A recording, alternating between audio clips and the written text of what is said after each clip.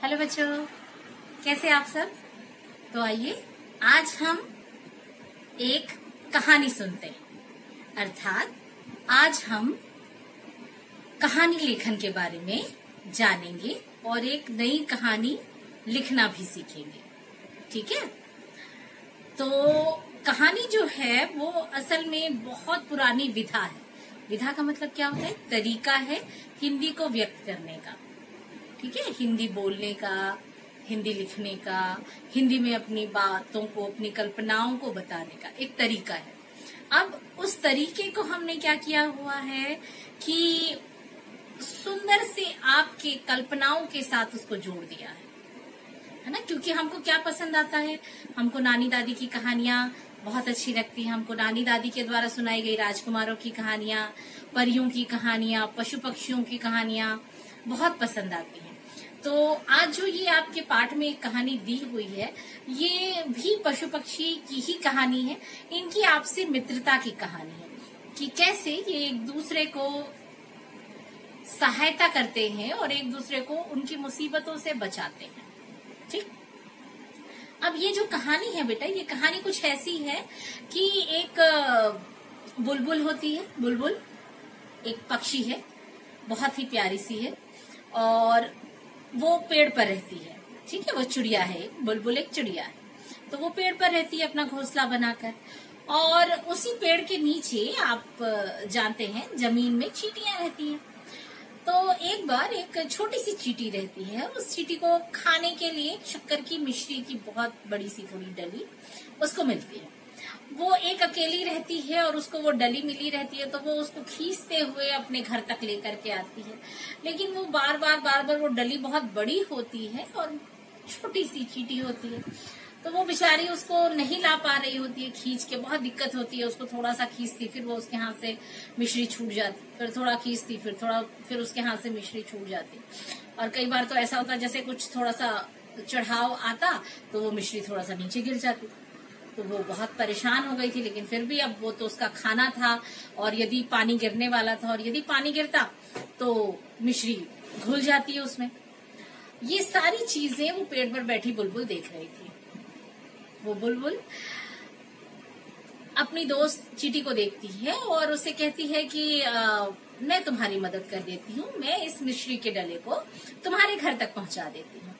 तो चींटी बोलती है अच्छा ठीक है, तुम पहुंचा दो इसको। तो बुलबुल उड़ती हुई आती है और अपने चोंच में उस मिश्री के डले को पकड़ती है और उसके घर तक, यानी कि जिस पेड़ के ऊपर वो रहती थी बुलबुल, उसके नीचे चींटी रहती थी, तो उस पेड़ के जड़ तक पहुंचा देती है। उसके घर के जस्ट दरवाजे के पास उसको छोड़ के चली जाती है। थोड़े दिनों बाद वो उसको मतलब उस दिन तो पहले ही चींटी उसको थैंक यू बोलती है, बोलती है तुम बहुत अच्छी हो, तुम्हारी मदद के कारण आज मैं इतना सारा खाना अपने परिवार के लिए जमा कर पाई, तो तुम्हारा बहुत बहुत शुक्रिया। तो उसने कहा कि कोई बात नहीं है, यदि मैं मदद कर सकती थी तो मैंने की, जो यदि मैं नहीं कर सकती तो मैं कैसे करती। उसके बाद में एक दिन क्या होता है, उस पेड़ के नीचे कुछ बच्चे खेलने आते हैं। अब वो पिकनिक मनाने आए रहते हैं और पिकनिक मनाते हुए उस पेड़ तक पहुंचते हैं और वहां पर वो देखते हैं एक शरारती बच्चा होता है, उनमें से उसको एक घोंसला, उस बुलबुल का घोंसला उसको दिखाई दे जाता है।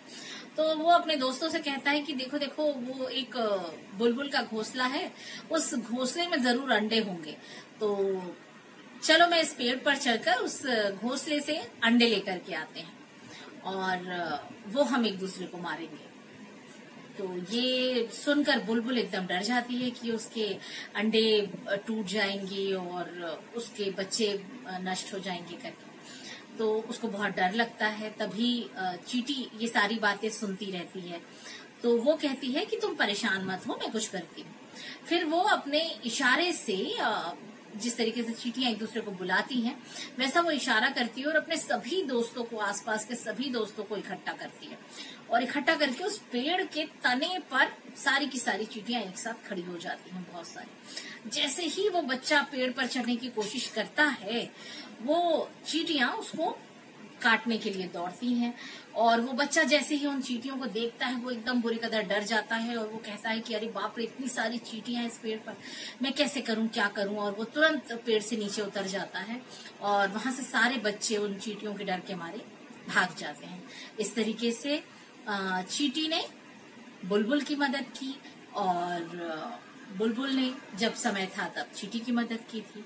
तो अब जब बुलबुल उसे कहती है कि धन्यवाद बहन, शुक्रिया बहन, तुमने मेरे अंडों को बचा लिया, वरना पता नहीं आज क्या हो जाता।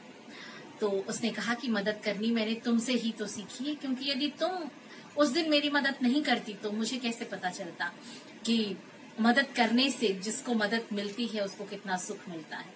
और इस बात से ये भी पता चलता है कि यदि हम आपस में एक दूसरे के साथ मिलकर रहते हैं तो कितना अच्छा लगता है हमको, और एक दूसरे को खुशी दे पाते हैं, है कि नहीं।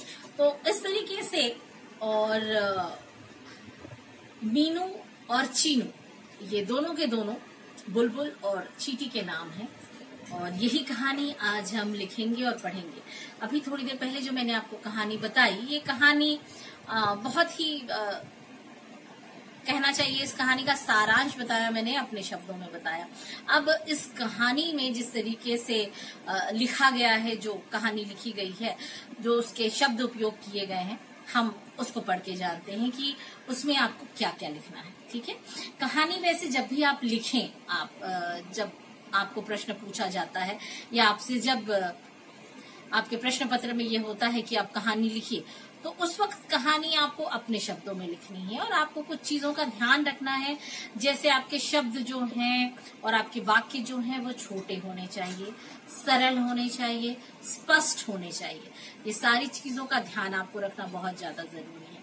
साथ ही साथ आपसे ये कहना चाहूंगी कि कहानी की जो कंटिन्यू होनी चाहिए कहानी, मतलब आप कहीं से कहीं ना पहुंच जाए, एक के बाद एक क्रम उसका बना रहना चाहिए और क्रम के साथ में आपको उसमें जिज्ञासा भी बनाए रखनी है कि इसके बाद क्या होगा, हाय क्या हुआ, अब क्या होगा, क्या वो टूट जाएगा। इस तरीके से जो प्रश्न होते हैं, जिज्ञासा जो होती है कि अब आगे क्या होगा कहानी में, ये सारी चीजों का बहुत ध्यान रखना पड़ता है जब आप कहानी लिखते हैं तब, है ना। और भी बहुत सारी छोटी छोटी चीजें हैं कि कैसे हम ऐसे शब्दों का प्रयोग करें जिससे हम कहानी को और ज्यादा रोचक बना सकते हैं और खूबसूरत बना सकते हैं, ताकि हम लोगों के दिमाग तक नहीं, लोगों के दिल तक पहुंचे। यदि हम लोगों के दिल तक पहुंचते हैं, अर्थात उनकी भावनाओं को छूते हैं, उनकी भावनाओं को स्पर्श कर पाते हैं यदि हम कहानी के माध्यम से, तभी हम एक अच्छी कहानी लिख पाते हैं। एक अच्छी कहानी लिखने के लिए बहुत ज्यादा जरूरी है कि हम अपने शब्दों को सरल, छोटे और स्पष्ट रखें। साथ ही साथ साधारण शब्दों का प्रयोग करें, उसमें कठिन शब्दों के प्रयोग की आवश्यकता नहीं होती है। साधारण शब्दों के प्रयोग से कहानी को प्रभावशाली बनाया जा सकता है। कहानी अपनी कल्पना से हम बना सकते हैं, अपने आसपास की चीजों को बताते हुए, कुछ सीख देते हुए कहानी का निर्माण किया जा सकता है। यदि आपको भी कहानी बनाने का शौक है तो आप भी कहानी बना सकते हैं। आप भी छोटी छोटी चीजों को लेकर कहानी, अपने आसपास की चीजों को देखकर, अपने आसपास की चीजों को समझकर, अपने छोटे भाई बहनों को कुछ बताने के लिए, कुछ चीज सिखाने के लिए, कोई चीज समझाने के लिए छोटी छोटी कहानियां बना सकते हैं।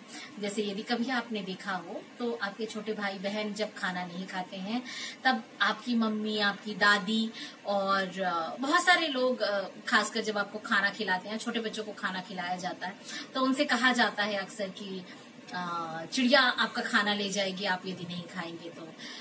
और रात में जब खाना खिलाते हैं तो कहते हैं चंदा मामा आपका खाना खा लेगा।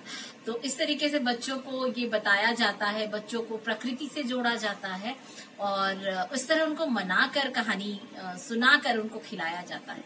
तो कहानी का बड़ा महत्व होता है और कहानियां सभी को बहुत पसंद आती हैं, चाहे वो छोटे हों, बड़े हों। पहले के समय में लोग कहानी पढ़ा करते थे, आजकल काफी कम हो गया है, लेकिन फिर भी आजकल थोड़ा आधुनिक रूप कहानी का सुनने को मिलता है हमको। यदि आप थोड़ी सी अपने आसपास देखें तो आप YouTube में भी बहुत सारे ऐसे चैनल आ गए हैं जिसमें कहानी सुनाई जाती है, और यह कहानी ऑडिबल भी होती है, विजुअल भी होती है। विजुअल में आजकल आपने देखा होगा कि कार्टून कैरेक्टर भी जो होते हैं उनके माध्यम से भी हमको कहानी सुनाई जाती है। जैसे कार्टून कैरेक्टर में आप देखते हैं कि डोरेमोन वगैरह बहुत ज्यादा बच्चों के द्वारा पसंद किए जाते हैं, और भी कार्टून नेटवर्क में बहुत सारे चैनल ऐसे हैं जो अलग अलग नए नए कैरेक्टर बनाते हैं, नए नए पात्र बनाते हैं कार्टून के, और उनको कहानियों की छोटी छोटी कहानियों के माध्यम से उनके छोटे छोटे एपिसोड दिखाए जाते हैं, जिसमें बहुत प्यारी प्यारी कहानियां होती हैं जो आपको भी बहुत अच्छी लगती होंगी। जैसे सिंचैन की कहानी आजकल बहुत ज्यादा पसंद की जाती है, डोरेमोन को तो देखा ही जाता है, नोबिता डोरेमोन को, और भी कई हैं। जब हम छोटे थे तब हमारे समय में चाचा चौधरी की कहानियां होती थी, ध्रुव की कहानियां होती थी, और भी बहुत सारी कहानियां होती थी। तो कहानियां शुरू से ही लोगों द्वारा पसंद की जाती हैं। तो आशा है आपको कहानी के बारे में बहुत सारी चीजें समझ आ गई होंगी, आपने जान ली होंगी। तो अब हम आते हैं फिर अपनी कहानी पर कि हमारी बुक में जो कहानी दी गई है वो किन शब्दों में दी गई है और किस तरीके से आपको लिखनी है वो कहानी। इस कहानी को आप समझकर अपने शब्दों में ही लिखें जब आपसे प्रश्न पूछा जाए तब, ठीक है। जब भी आपको कहानी लेखन का प्रश्न आता है तब आप कहानी अपने शब्दों में लिखें, लेकिन कहानी का सार नहीं बदलना चाहिए, ये जरूर कोशिश करें, ठीक है। कहानी के शब्द आप बदल सकते हैं, अपने भाव उसमें जोड़ सकते हैं, मगर कोशिश कीजिए कहानी का सार न बदले, ठीक है। ओके, तो चलिए पढ़ते हैं कि चीनू और मीनू की कहानी। एक थी चीनू चीटी, यानी चीटी का नाम क्या था? चीनू। वह खाने की खोज में इधर उधर घूम रही थी। तभी उसे मिस्री का एक टुकड़ा दिखाई दिया। किसका टुकड़ा दिखाई दिया उसको? मिस्री का एक टुकड़ा। उसे देखकर वह बहुत खुश हुई। चीनू मिस्री के टुकड़े को मुंह में दबाए खींच रही थी, लेकिन तभी अचानक बारिश होने लगी। मतलब समझ रहे हैं आप? वह बहुत कोशिशों के साथ उस छोटे से मिश्री के डले को, जो उसके लिए बहुत बड़ा था, उसको खींचते हुए ला रही थी। तभी अचानक बारिश होने लग गई। पेड़ पर बैठी मीनू बुलबुल बड़ी देर से चीनू को मिश्री को खींचते हुए देख रही थी। पेड़ पर जो बुलबुल बैठी हुई थी उसका नाम क्या था? मीनू। वह बहुत देर से चीनू को मिश्री खींचते हुए देख रही थी। वह बोली, चीनू लाओ, मैं जल्दी से मिश्री को तुम्हारे घर तक पहुंचा देती हूँ, वरना बारिश से यह गल जाएगी। चूंकि बारिश होने लग गई थी, जब तक बारिश नहीं हुई थी तब तक मीनू बुलबुल ने चीनू को कुछ नहीं कहा, लेकिन जैसे ही बारिश होने लगी तब उसको समझ में आ गया कि अब यह मिश्री गल सकती है, जिससे चीनू का बहुत ज्यादा नुकसान हो जाएगा। तो इस कारण मीनू ने क्या कहा कि मैं उस मिश्री को तुम्हारे घर तक पहुंचा देती हूँ। मीनू बुलबुल फुर से उड़कर नीचे आई, मिश्री के टुकड़े को चोंच में दबाया और चीनू के घर तक पहुंचा दिया, ठीक है।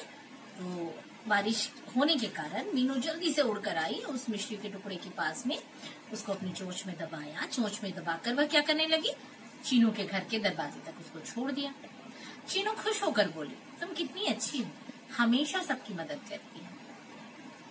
चीनू के घर तक अब वह मिश्री बिना गले पहुंच गई थी, तो उसको बहुत खुशी तो होगी, और जब खुशी होगी तो हम सामने वाले को, या जिससे हमको खुशी मिलती है, जिसके कारण हमें खुशी मिली है, हम उसका धन्यवाद जरूर करते हैं। तो जब हम उसका धन्यवाद करते हैं तब चीनू ने भी वही कहा कि तुम बहुत अच्छी हो, तुम सबकी मदद करती हो। एक दिन वहां कुछ बच्चे पिकनिक मनाने आए। एक दिन उसी पेड़ के नीचे कुछ बच्चे पिकनिक मनाने आए। अचानक एक शरारती लड़के की नजर मीनू बुलबुल के घोंसले पर पड़ी। अचानक कुछ बच्चे जो आए थे पिकनिक मनाने, उनमें से एक बच्चे ने ऊपर देखा, पेड़ पर देखा, तब उसे मीनू बुलबुल का घोंसला दिखाई दिया। वह खुशी से चिल्लाया, वह देखो चिड़िया का घोंसला। अभी पेड़ पर चढ़कर घोंसले में से अंडे लाता। उसने अपनी शरारत बिखेरते हुए उसने अपने दोस्तों से कहा कि मैं जल्दी से इस पेड़ पर चढ़कर उस चिड़िया के घोंसले से अंडे लेकर आता हूँ। यह सुनकर मीनू बुलबुल डर गई, क्योंकि घोंसले में अंडे थे और अंडों से बच्चे निकलने वाले थे। तो स्वाभाविक सी बात है कि भाई अपने बच्चों को यदि कोई खतरों में देखेगा या बच्चों के ऊपर कोई खतरा मंडराएगा तो माँ तो परेशान हो ही जाएगी। तो बिल्कुल वही चीज हुई मीनू के साथ की। मीनू बहुत बुरी कदर डर गई। यह सुनकर मीनू बिल्कुल डर गई। चीनू चींटी बोली, तुम डरो नहीं, और वह कुछ सोचने लगी। तभी चीनू चींटी भी, जो उस पेड़ के नीचे ही रहती थी, उसने भी उस लड़की की बात सुन ली थी।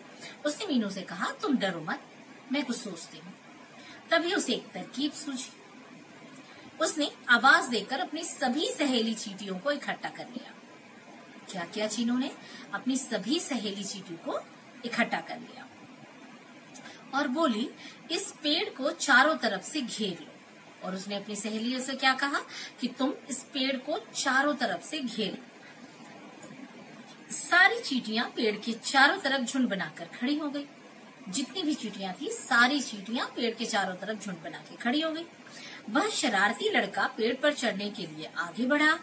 जैसे ही वो पेड़ पर चढ़ने के लिए आगे बढ़ा, चींटियों के झुंड को देखकर चिल्लाया। चींटियां चारों तरफ इकट्ठे हो गई थी। उन चींटियों के झुंड को देखकर वह डर गया और जोरदार चिल्लाया, अरे बाप रे, इतनी सारी चींटियां, ये तो मुझे काट लेंगी। चींटियां बहुत जोर से काटती हैं, आपको भी पता है। तो वह डर के मारे जोरदार चिल्लाया। और क्या चिल्लाया वो? कि ये तो मुझे काट लेंगी, और वहां से डरकर भाग गया। मीनू बुलबुल बोली, चीनू, अगर आज तुम मेरी मदद ना करती तो वह शरारती लड़का मेरे अंडे ले जाता। बहुत बहुत धन्यवाद। अब धन्यवाद बोलने की बारी किसकी थी? मीनू बुलबुल की थी। क्यों? क्योंकि चीनू ने मीनू की मदद की थी, उसके अंडे बचाए थे, है ना। तो इस कारण मीनू बुलबुल ने चीनू को धन्यवाद दिया और कहा कि यदि तुम आज मेरी मदद नहीं करती तो आज मेरे अंडे वह शैतान बच्चा ले जाता। चीनू हंसकर बोली, मुसीबत में एक दूसरे के काम आना मैंने तुम्ही से तो सीखा है। तो चीनू ने क्या कहा मीनू को कि मुसीबत में काम आना, यानी जब मेरे ऊपर मुसीबत थी, मैं जब मिश्री की डली लेकर आ रही थी और पानी गिरने लगा था, तब तुमने मेरी मदद की थी। आज मेरी बारी थी मदद करने की। तो इस तरह से हमें हमेशा एक दूसरे की मदद करनी चाहिए।